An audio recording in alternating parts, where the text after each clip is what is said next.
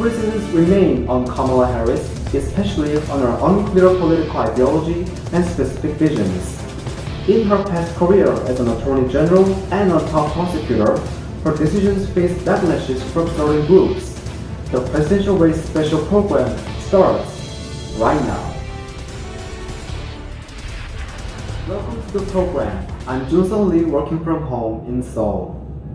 While her career as a district attorney, she refused to seek the death penalty toward a young gang member who murdered a San Francisco police officer, which eventually faced criticisms by the state's police union. She also brought oppositions to criminal justice reformers as she implements aggressive tactics of threatening to prosecute the parents whose children have been chronically absent from school.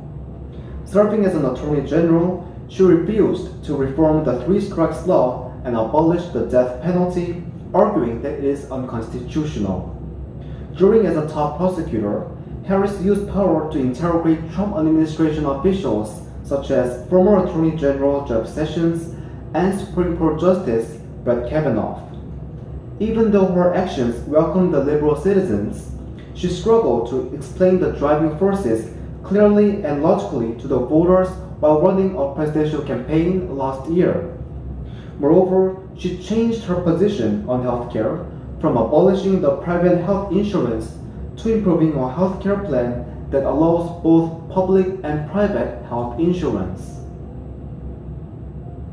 Congresswoman Gabbard, you took issue with Senator Harris confronting Vice President Biden at the last debate. You called it a, quote, false accusation that Joe Biden is a racist. What's your response? I want to bring the conversation back to the broken criminal justice system that is disproportionately negatively impacting Black and brown people all across this country today. Now, Senator Harris says she's proud of her record as a prosecutor and that she'll be a prosecutor president, but I'm deeply concerned about this record. There are too many examples to cite, but she put over 1,500 people in jail for marijuana violations and then laughed about it when she was asked if she ever smoked marijuana. She blocked evidence. She blocked evidence that would have freed an innocent man from death row until the courts forced her to do so. She kept people in prison beyond their sentences to use them as cheap labor for the state of California. And she fought to keep cash bail system in place that impacts poor people in the worst kind of way. Thank you, Congresswoman. Senator Harris, your response. As the elected Attorney General of California, I did the work of significantly reforming the criminal justice system of a state of 40 million people, which became a national model for the work that needs to be done. And I am proud of that work. And I am proud of making a decision to not just give fancy speeches or be in a legislative body and give speeches on the floor, but actually doing the work of being in the position to use the power that I had to reform a system that is badly in need of reform. That is why we created initiatives that were about reentering former offenders and getting them counseling. It is why, and because I know that criminal justice system is so broken, that I am an advocate for what we need to do to not only decriminalize, but legalize marijuana in the United States. I want to bring Congresswoman Gabbard back in. Your response, ma'am? The bottom line is, Senator Harris, when you are in a position to make a difference and an impact in these people's lives, you did not. And worse yet, in the case of those who were on death row, innocent people, you actually blocked evidence from being revealed that would have freed them until you were forced to do so. There is no excuse for that. And the people who suffered under your reign as prosecutor, you owe them an apology. Senator Harris.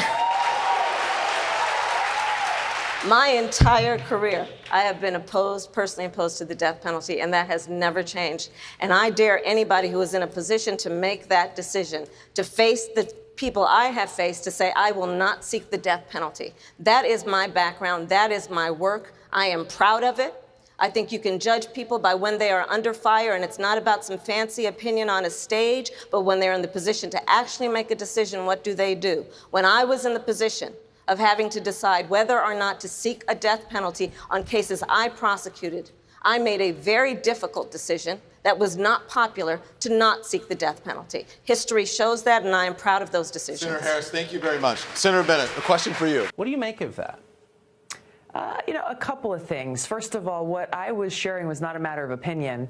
These are widely reported facts and reports about her tenure as Attorney General in California, her career as a prosecutor. And we're not talking about something that happened, 30 years ago or 50 years ago. These are things that she did in her last job, just before she was elected as U.S. Senator, and she should be held to account for them. She's claimed to be very proud of this record, so answer for it. The voters deserve to know. But you're right.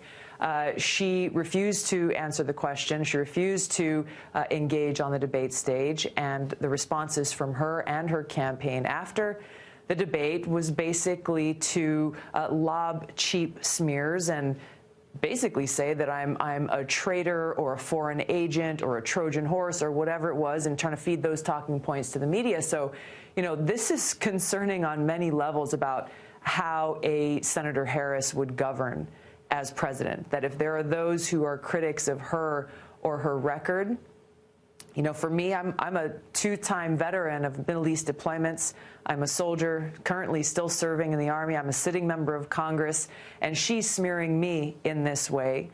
Imagine what she would do to anyone else. As president. I think it's a fair point. That's a fair point. It's. Hence, these critics exist.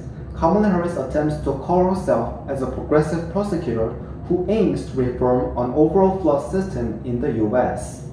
Her advocates also argue that despite her critics, she has been viewed as the enemy of the white police and the one who fights for racial justice.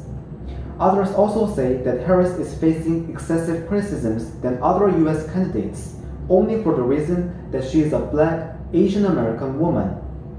In the same context, the Joe Biden campaign and the majority of Democrats think that Kamala Harris is the right choice overall, regarding the nationwide demand to select a woman in color in the vice presidency and to avoid the unwelcome clashes of the other side, President Donald Trump. Furthermore, the Democrats are certain that they actually need a leader with sufficient experience in the political field and expertise for a worst national crisis since the Great Depression. Kamala Harris fits into all these political realities. In other words, she is the one who can accomplish three things at once: help Biden win the election, help him govern through a national crisis, and pave the way for a new, diverse generation of the Democratic Party. About 10 weeks ahead of the election, and the future lies ahead on the hands of the American voters in November. Remember, you can always watch my program online, YouTube, and follow me on Facebook and Instagram.